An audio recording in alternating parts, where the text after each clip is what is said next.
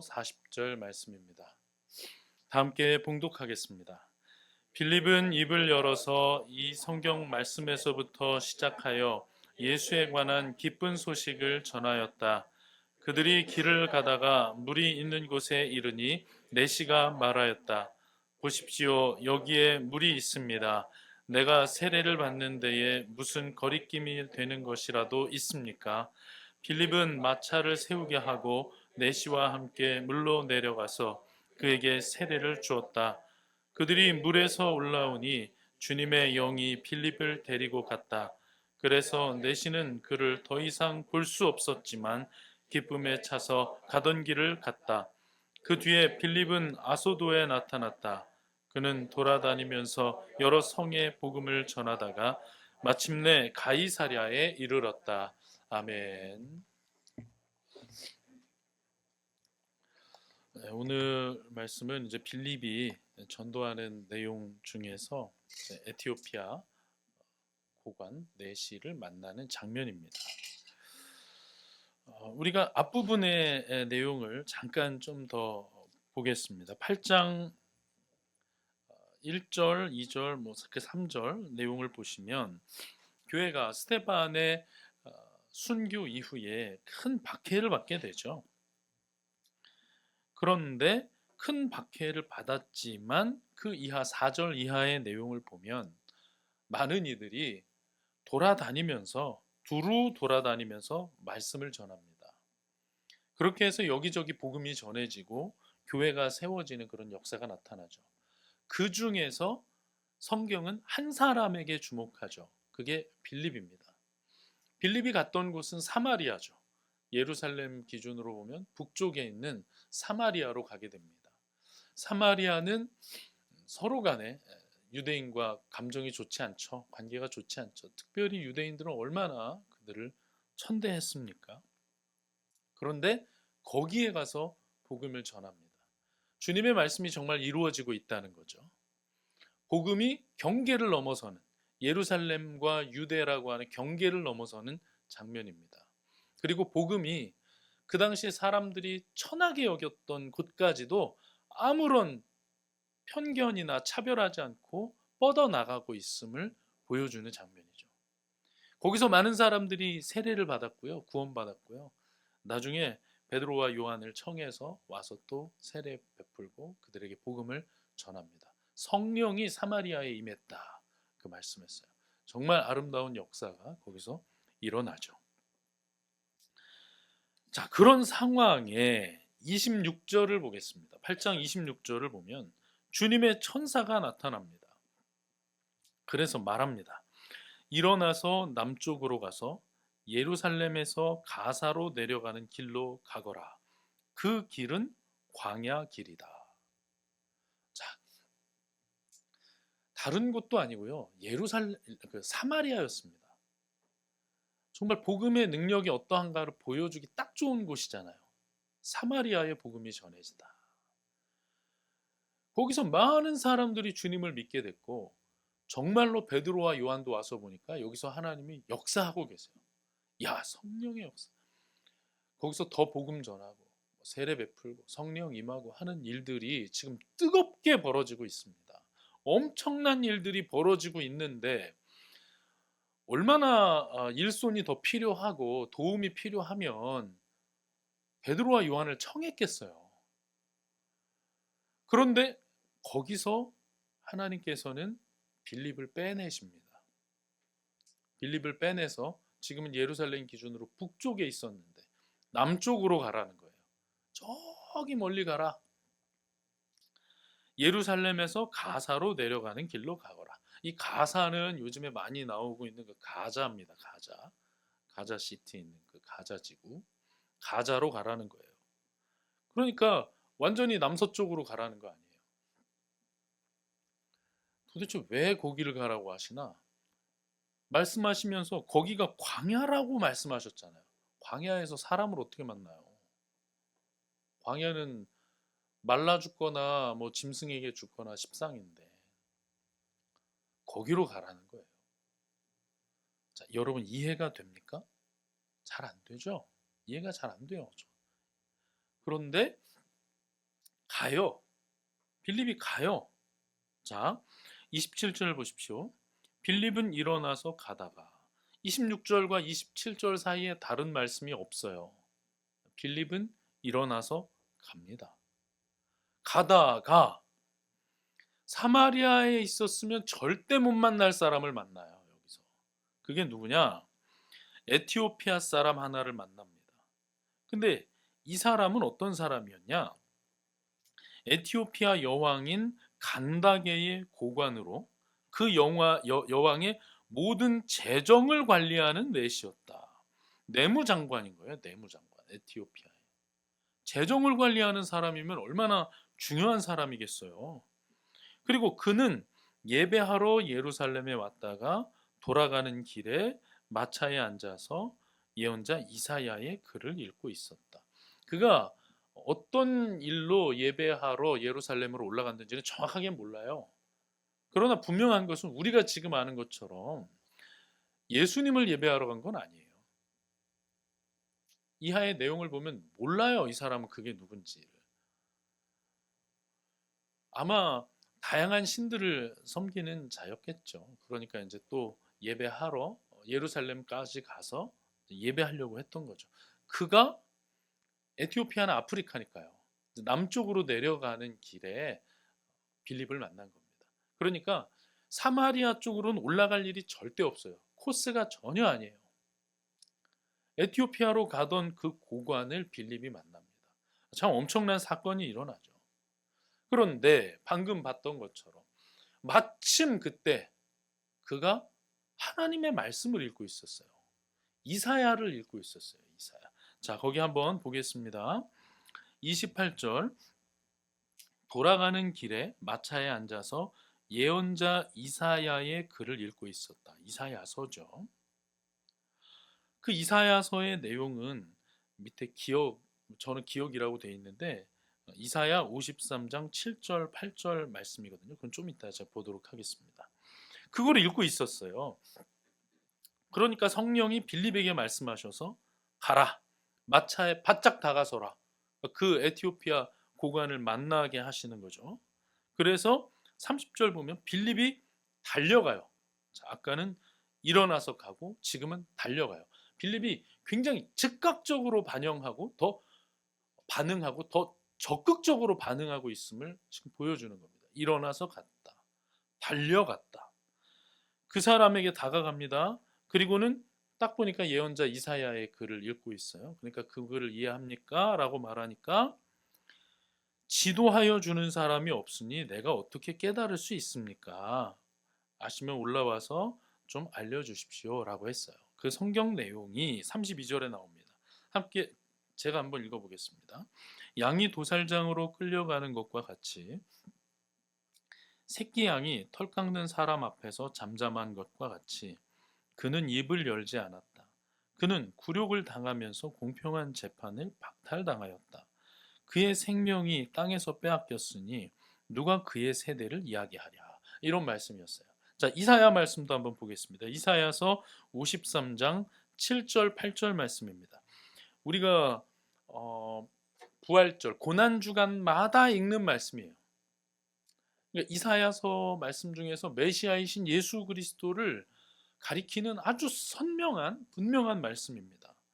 53장 7절 8절입니다. 제가 읽어보겠습니다. 그는 굴욕을 당하고 고문을 당하였으나 아무 말도 하지 않았다.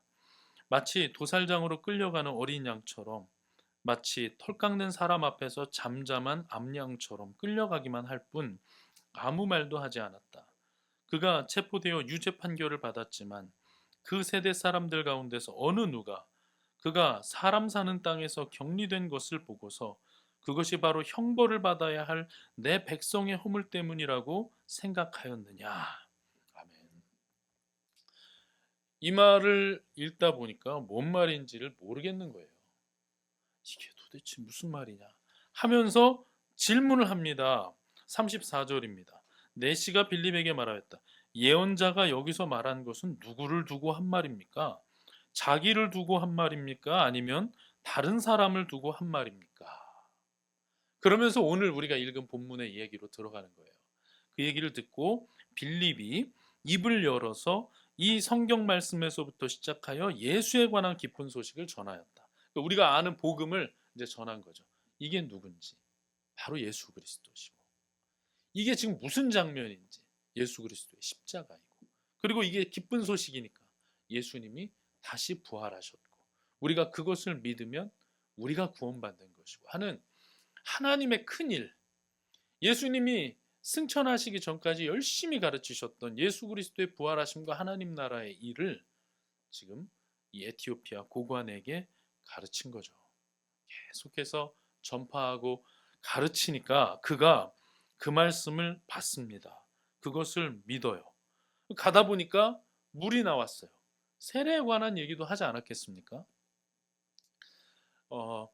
당연히 그 신약교회에 대한 얘기도 했을 거거든요. 거기서 복음을 전했더니 한 번에 막 3,000명, 5,000명씩 세례받는 역사가 나타났다. 거기 정말 아름다운 교회가 세워졌다. 공동체가 세워졌다. 이런 얘기를 듣고 나니까 에티오피아 내시가 세례받기를 구합니다. 자기가 먼저 얘기를 해요. 그래서 36절 보면 그들이 길을 가다가 물이 있는 곳에 이르니 내시가 말하였다. 보십시오, 여기에 물이 있습니다. 내가 세례를 받는데 무슨 거리낌이 되는 것이라도 있습니까? 그리고 37절이 없음이라고 돼 있죠. 근데 어떤 사본에는 이렇게 돼 있다고 합니다. 빌립이 말하였다. 그대가 마음을 다하여 믿으면 세례를 받을 수 있습니다. 그때 내시가 대답하였다. 나는 예수 그리스도가 하나님의 아들이심을 믿습니다. 그리고 빌립이 마차를 세우게 하고 가서 세례를 줍니다. 이런 식으로 가끔 성경을 보다 보면 몇 장 몇 절 없음 이런 게 있어요. 여러분, 이것은요, 거기가 이제 훼손돼서 없어지거나 그랬다기보다는 사본상에 약간의 차이가 있는 거예요. 그러니까 성경은 원본이 있고 이 사본을 사람들이 옮겨 적잖아요. 그러면 99%다 똑같습니다. 근데 일부 어떤 사본에는 다른 주로 우리가 보는 사본에 없는 내용이 적혀 있는 게 있는 거예요. 아마 누군가가 추가했을 가능성이 있어요. 왜냐하면 지금 이 내용도 흐름을 볼 때 거기서 에티오피아 내시와 빌립이 이런 대화를 했을 게 확실하거든요. 그러니까 이제 그런 사본상의 어떤 차이가 생긴 거예요. 그런데 장절이라고 하는 것은 출판업자가 성경을 출판하려고 여기다가 집어넣은 거거든요. 원래 성경은 없는 거예요. 그런데 그 출판업자가 장절을 붙일 때 그 사본을 본 거죠. 그런데 우리가 주로 보는 사본은 그게 아닌 거예요. 그래서 거기가 없음이라고 표시되어 있는 겁니다. 성경에 구멍 난 게 아니에요. 그리고 지금 사본에 있습니다라고 소개도 해주고 있고 그걸 뺀 부분도, 그 내용도 당연한 내용이 들어있기 때문에 전체 내용에는 아무 지장이 없습니다. 어쨌든 그래서 빌립이 그에게 세례를 베풉니다. 놀라운 역사가 나타나죠. 여러분, 이 장면이요, 이방인으로서 처음 세례받는 장면이라고 합니다. 우리가 잘 이렇게 신경 안 쓰고 보면 그냥 어떤 사람에게 세례를 줬구나, 길 가다 만나서 세례를 줬구나, 이런 생각을 할 수 있는데 그게 아니라 이방인에게 처음 세례를 베푼 장면이래요. 그러니까 사마리아와 땅 끝까지 이르러 그랬거든요. 예루살렘과 온 유대와 사마리아와 땅 끝까지 이르러 내 증인이 될 것이다 라고 말씀했는데, 지금 사마리아에서 또 땅 끝을 향해서 복음이 경계를 넘는 장면을 우리가 보고 있는 거예요. 그러니까 빌립이 참 귀하게 많이 쓰임 받은 거죠. 그는 광야로 가라고 해서 갔을 뿐인데 이런 역사가 나타납니다. 그렇게 하고 또 신비하게도 39절 보면 그들이 물에서 올라오니 주님의 영이 빌립을 데리고 갔다. 그래서 내시는 그를 더 이상 볼 수 없었지만 기쁨에 차서 가던 길을 갔다. 그 뒤에 빌립은 아소도에 나타났다. 그는 돌아다니면서 여러 성의 복음을 전하다가 마침내 가이사랴에 이르렀다. 보니까 빌립이 성령의 강권적인 역사에 의해서 이렇게 또 다른 지역으로 가게 됩니다. 다른 지역으로 가서 이제 가사를 기준으로 보면 좀 더 위에 빌립보, 그리고 더 위에 가이사랴, 빌립이 이제 가서 복음을 전했다 하는 내용이 나오는 거예요. 이게 빌립 사건, 이 에티오피아 내시를 만나서 복음을 전한 사건의 전부입니다. 자, 그러면 여기 어떤 내용들이, 가르침들이 담겨 있는지 하나씩 좀 생각을 한번 해보도록 하겠습니다. 우리가 이 본문에서 먼저 확인해야 할 것은 복음이 진군하고 있다는 거예요. 복음이 경계를 넘고 있다는 겁니다. 오늘 본문의 핵심은 그거예요. 메인 아이디어는 그거예요. 아, 지금 또 복음이 경계를 넘고 있구나. 사마리아에서 땅끝, 하필이면 아프리카, 땅끝까지 복음이 전해지고 있구나. 지금 에티오피아라는 나라를 얘기했는데요. 여러분이 좀 관심 가지고 보시면 아시겠지만 에티오피아는 기독교가 많이 자리 잡혀 있는 나라입니다. 아프리카에서. 그러니까 기독교도 여러 분파가 있죠. 여러 분파가 있는데 어쨌든 전체 통칭해서 크리스티애니티라고 하는 그 아주 포괄적인 그룹으로 볼 때 우리처럼 프로테스탄트는 아닐지 몰라도 그 지역에 복음이 많이 전해져 있어요. 예수 그리스도가 많이 전해져 있어요. 아프리카에서 여러분 그 기독교의 확산이나 세계 종교의 확산과 같은 유튜브 영상 같은 걸 보시면 엉뚱하게 막 퍼지고 있는데 보면 아프리카 동부 지역에 동그랗게 복음이 거기에 그 기독교가 퍼져 있는 그림이 있어요. 이게 다른 게 아니고 그 자리가 에티오피아입니다. 지금도 에티오피아는 이슬람보다도 크리스티애니티가 훨씬 더 많아요. 훨씬 커요, 훨씬. 어떻게 이런 일이 벌어졌는가? 그들도 이 빌립을 얘기하고요. 우리도 하나님의 말씀을 볼 때 다른 이유를 찾을 수가 없어요. 굳이 성경에서 그 사람을 만나게 하셔서 이 복음을 전하는 것을 보여주시거든요. 그러니까 복음이 대륙을 넘는 장면이에요. 이 장면은. 처음으로 대륙을 넘습니다. 우리가 생각할 때는 세계가 복음화 되는 데 있어서 로마가 중심에 있고 나중에 영국이 중심에 있잖아요. 그러니까 우리가 생각할 때는 유럽이 복음을 먼저 받아들인 것 같지만 지금 우리가 본 거는 8장 아닙니까? 유럽이 복음을 처음 받아들이는 건 사도행전 16장에 가서 나옵니다. 사도행전 16장 11절 12절을 보면요. 마케도니아 빌립보라는 곳으로 바울이 복음을 전하면서 유럽이 시작이 돼요. 복음이. 그러니까 아시아에서 유럽으로 먼저 간 게 아니라 아시아에서 아프리카로 먼저 복음이 전해집니다. 전혀 예상치 못한 흐름이죠. 역사를 알고 있는 우리도 의아한 그런 흐름이 여기서 나타납니다. 복음이 한 곳에서만 조금씩 퍼져나가는 것이 아니라 무슨 인천 상륙작전 하듯이 여기저기에 막 미사일을 쏴서 저쪽에 떨어뜨리는 것처럼 복음이 엄청난 속도로 강하게 퍼져나가고 있다는 걸 보여줍니다. 그래서 아프리카의 동부에 이렇게 동그랗게 기독교 공동체가 생겨날 수 있도록 복음이 막 퍼져나갑니다. 이거예요. 지금 성경이 말씀하고 있는 것은 사도행전 1장 8절 말씀처럼 정말로 복음이 진군하고 경계를 넘고 확산되고 있더라 하는 거예요. 확산된다. 여러분, 복음을 막아설 수 있는 것은 없습니다. 지리적으로 멀어도 문화가 달라도 잘 몰라도 복음은 확산됩니다. 하나님께서 확산시키십니다. 오늘 이 장면이 바로 그 내용이에요. 자, 그런데 제가 이 말씀을 보면서 복음의 확산이 다름 아닌 기쁨의 전파였구나라는 걸 알게 돼요. 여러분, 사마리아 복음 전하기 전에 먼저 예루살렘에서 처음에 성령이 임했을 때 사람들에게 나타난 것은 기쁨이었어요. 제가 예전에 오리지널 교회 설교를 하면서 그런 얘기를 했죠. 그들에게 나타난 것은 열심을 넘어선 기쁨이었어요. 기쁨. 지금 자기들끼리 모여서 기도하고 음식을 나누고 예배하고 하는 게 너무 좋은 거예요. 신나는 거예요. 그런 현상이 어디서도 나타났냐? 복음이 전해진 사마리아에서도 나타났어요. 여러분 8장 8절 12절 한번 봅시다. 8절을 보면요. 그래서 그 성에는 큰 기쁨이 넘쳤다고 했어요. 복음의 능력이 나타났거든요. 병든 자들이 치유받았거든요. 귀신들이 쫓겨나갔거든요. 하나님이 함께 하셨거든요. 그러니까 그곳에 기쁨이 임했습니다. 그리고 빌립이 전하는 복음 12절을 보시면 기쁜 소식이라고 얘기해요. 그런데 빌립이 하나님 나라와 예수 그리스도의 이름에 관한 기쁜 소식을 전하니 라고 했어요. 복음은 기쁨이에요.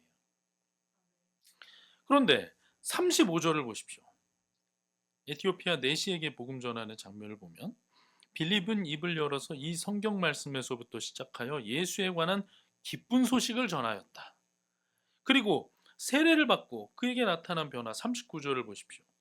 그들이 물에서 올라오니 주님의 영이 빌립을 데리고 갔다. 그래서 내시는 그를 더 이상 볼 수 없었지만 기쁨에 차서 가던 길을 갔다라고 했어요. 그러니까 오늘 성경의 관심사를 보면요. 복음이 강하게 확산되고 있는데 그 확산되는 현상이 기쁨으로 나타난다는 것을 보여주는 겁니다. 그래서 복된 소식이라고 우리나라에서도 한자를 붙여서 말하는 거예요. 복된 소식, 복음. 이 기쁨이 지금 우리 가운데에도 전해진 줄로 믿습니다.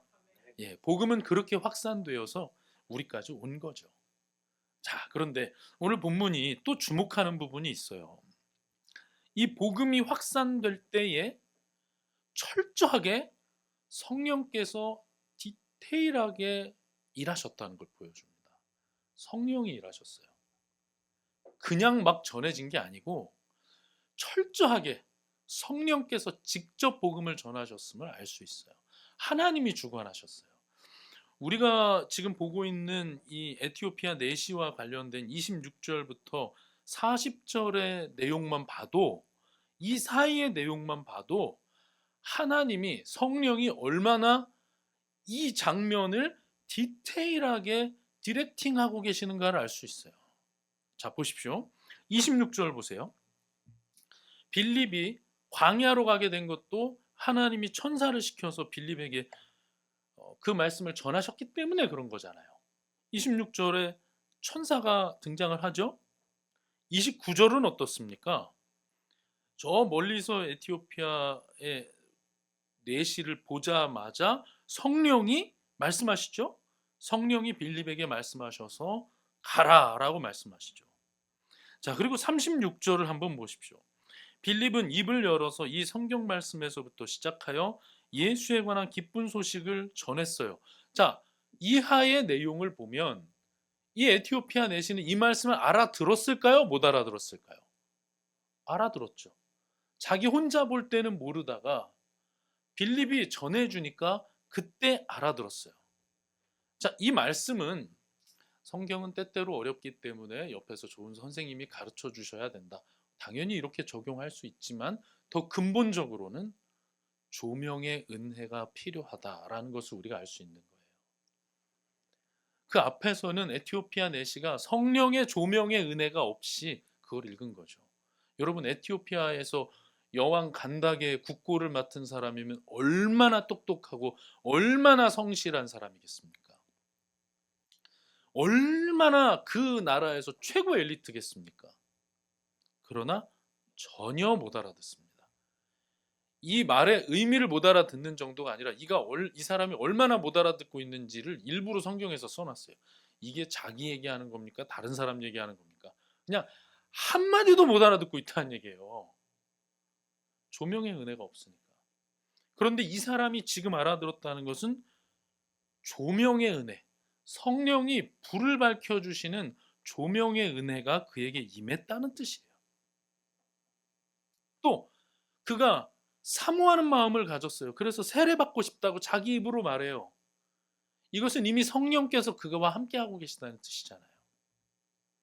장면마다 또 세례를 베풀었을 때 그에게 기쁨이 임했잖아요. 성령이 등장하죠. 또 그 다음에 39절 보면 주님의 영, 성령이 빌립을 데리고 갔다고 말씀을 했어요. 여기서 데리고 가다라는 말은요, 이제 우리 말에서는 데리고 가다라고 표현이 돼 있고, 예전 성경에서는 이끌어 가다라고 표현을 합니다. 그러나 이 말을 더 정확하게 말하면 뽑아서 옮겨 놓다 이런 뜻이에요. 뽑아서 옮겨 놓다. 예전 성경 이끌어 가다, 거기에 이제 각주가 달려 있는데 이것이 헬라어로는 빼앗아 가다 이런 뜻이라고까지 말합니다. 이게 무슨 뜻입니까? 성령이 아주 강권적으로 지금 역사하고 계시다는 거예요. 성령이 주도적으로 일하고 계심을 보여주는 겁니다. 그리고 그는 돌아다니면서 복음을 전해요. 여기저기. 이렇게 보면 복음이 전해지는 장면에서, 강하게 확산되는 장면에서 누가 깊이 개입되어 있다는 겁니까? 성령.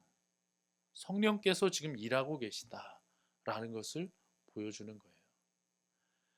여러분, 다시 우리가 앞에 이야기를 좀 생각을 해보면, 지금 사도행전은 교회가 어떻게 성장하고 복음이 어떻게 확산해 가고 하나님의 나라가 이 땅에 어떻게 세워지고 있음을 보여주는 것이라고 했죠. 그랬죠. 그래서 이것은 한 사람의 개인의 이야기가 아니라 교회가 진군해 가는 역사고 교회가 성장해 가는 역사를 보여주는 겁니다. 그 중심에 처음에 그랬듯이 성령님이 함께하고 계시다. 주인공이 성령님이시다라는 걸 보여주는 거예요. 어떻게 보면 등장인물이 빌립과 에티오피아 넷이니까 이 둘인가 보다 하지만 그게 아니라 진정한 주인공은 성령님이시다라는 걸 보여주는 겁니다. 자, 그럼 우리가 이 말씀을 보고 아, 그렇구나 하고 끝내면 될까요? 어떻게 보면 이 말씀에서 훨씬 더 우리에게 크게 말씀하고 있는 것은 순종하는 빌립의 모습입니다. 여러분, 성령이 강권적으로 끌어서 인도하시면 우리는 술 취한 사람처럼 하면서 막 이렇게 끌려가는 건 줄 아세요? 아니에요. 우리는 이성이 있거든요. 내 생각이라는 게 있거든요. 또 우리는 죄로 물든 부분이 있거든요. 하나님의 말씀이 주어지면 그대로 네 하고 이걸 수용할 수 있는 줄 아십니까? 그렇지 않아요. 그래서 빌립이 일어나서 갔다. 달려갔다. 또 성령이 뽑아서 갔을 때 그는 아무 군소리 없이 갔고 아소도에 나타났고 돌아다니다가 여러 성에 복음 전하다가 가이사랴에 등장하는 이런 장면들은 빌립이 적극적으로 순종하고 있다는 것을 보여주는 겁니다. 사실 빌립에게 주어진 명령들은 가혹하잖아요. 사람의 인간적인 생각으로 보면 가혹하잖아요. 아니, 사마리아에서 자라고 있었는데 아니 왜 광야로 가라고 하냐고요. 자, 아니 에티오피아 여왕에게 복음 전할 수 있는 기회잖아요. 이 사람하고 같이 그냥 에티오피아로 가면 되잖아요. 그러면 얼마나 거기서 대우받고 어떻게 보면 더 힘있게 복음을 전할 수 있습니까? 왕에게 직접, 그 사람들에게 직접 복음을 전할 수 있잖아요. 그리고 이 사람에게 복음을 전해놨지만 훨씬 많은 것들을 전해줄 수도 있잖아요. 같이 지내면서 교회를 아름답게 예루살렘처럼 세워갈 수 있잖아요. 우리 인간적인 생각으로 볼 때는 그럴 수 있을 것 같잖아요. 그런데 왜 또 거기서 세례받자마자 헤어지게 합니까? 그래서 왜 또 다른 지역으로 옮깁니까? 인간적인 생각으로 보면 이해하기 어려운 명령입니다. 그리고 어떤 사람들이 볼 때는 빌립이 정처 없이 떠도는 것처럼 보여요. 예루살렘에서 여기가 예루살렘이면 예루살렘에서 위에 있는 사마리아로 갔다가 가사가 여기 있는데 가사 쪽으로 내려가다가 만나서 아소도로 갔다가 아소도에서 다시 가이사랴로 올라가요. N자처럼 움직이고 있다고요. 위로 올라갔다가 밑으로 푹 꺼졌다 다시 위 올라가는 그런 그림으로 정처 없이 떠돌아다니는 것처럼 보이는데, 그러나 그게 아니고 성령이 이끄시는 대로 자기를 맡겨드리고 있는 거예요. 이게 오늘 본문에서 우리에게 가르치는 아주 큰 이야기입니다. 여러분, 이렇게 보면 복음은 어떻게 전파되는 겁니까? 우리가 앞에서 봤던 것처럼 복음은 고통 속에서 전파됩니다. 복음은 핍박 중에 전파됩니다. 그리고 복음은 이해할 수 없는 명령에 순종함으로 전파됩니다. 하나님이 주시는 이해할 수 없는 말씀에 한번 해보는 거예요. 순종해보는 거예요. 순종할 때 전파됩니다. 이게요, 진짜 한 발 물러나서 생각해보면 그게 훨씬 논리적으로 맞는 것 같아요. 왜냐하면 우리가 하면요, 아무리 해봤자 1.5배, 2배, 뭐 이렇게 전파되고 이렇게 늘어나는 거예요. 그런데 하나님은 30배, 60배, 100배 우리가 생각하는 거하고는 다르게 보시거든요. 내 능력으로 볼 때는 여기까지밖에 못 보는 거예요. 여러분, 사마리아에서 복음 전하던 빌립이 에티오피아를 상상이나 했을까요? 아니, 예루살렘에서 신앙생활하면서 막 기쁨에 찼던 그들이 에티오피아에 교회가 세워지는 걸 생각하고 있을까요? 아니, 에티오피아라는 동네를 알긴 할까요? 하나님의 일하심은 놀라워요. 우리가 가두어둘 수 있는 분이 아니기 때문에 그 하나님의 명령은, 하나님의 지혜는 우리 입장에서 볼 때는 때로는 틀린 것처럼 보이고 부당한 것처럼 보일 때가 있는 거예요. 그러나 그러한 하나님의 말씀에 순종할 때, 이끄시는 대로 나를 내어드릴 때 하나님의 역사가 나타남을 눈으로 목격하게 됩니다. 하나님의 역사에 쓰임받게 됩니다. 그래서 순종은 하나님의 나라를 확장하는 능력입니다. 능력. 정말 그래요. 우연이 아니었어요.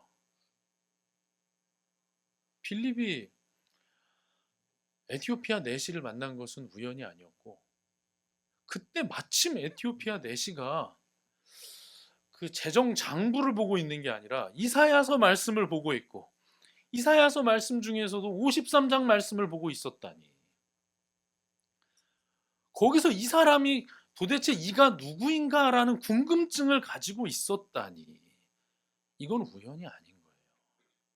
이런 것을 섭리라고 하는 거예요.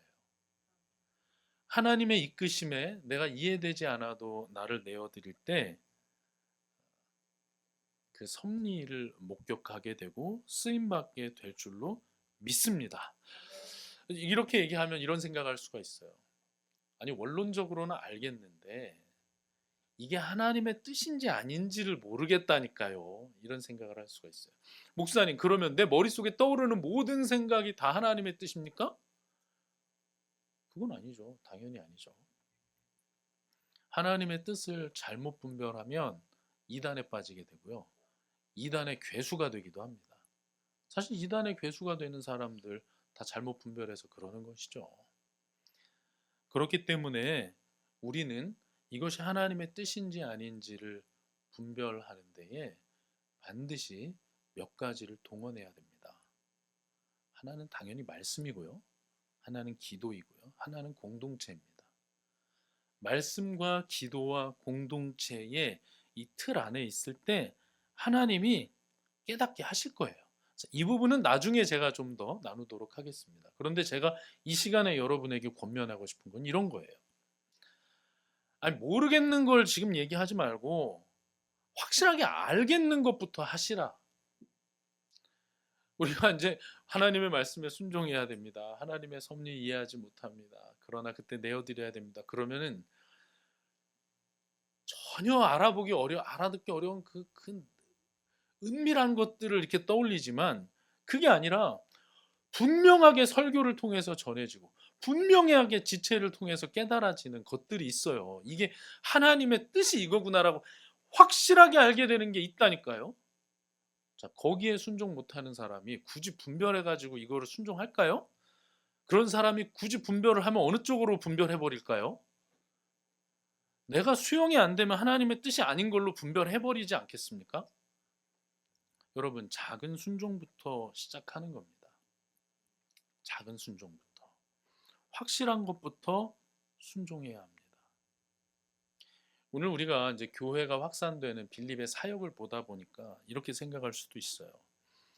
교회에서 사역할 때 하나님의 인도를 받아야지. 여러분, 그렇지 않아요. 언제나 하나님의 인도를 받는 겁니다. 언제나 성령님의 인도를 구해야 하는 겁니다. 저는 이게 무엇도 들어간다고 생각하냐면 내 삶을 수용하고 그 안에서 감사하는 것까지 다 포함되는 거예요. 나의 삶을 지금까지 이렇게 인도하시는 그 하나님께 원망하고 투덜대지 않는 거예요.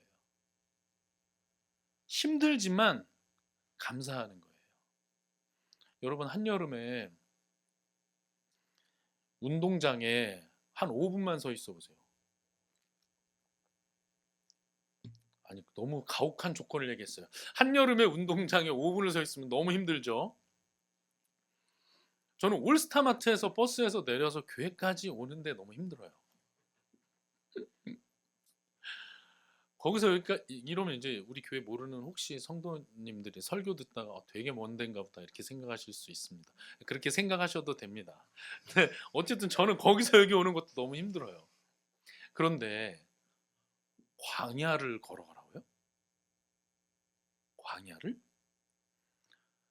지금 이 빌립은 뭐 KTX 타고 쭉 간 게 아니고요. 거기를 걸어갔잖아요. 그 과정이 많이 힘들 거예요. 그런데 그걸 수용했어요. 그 과정을.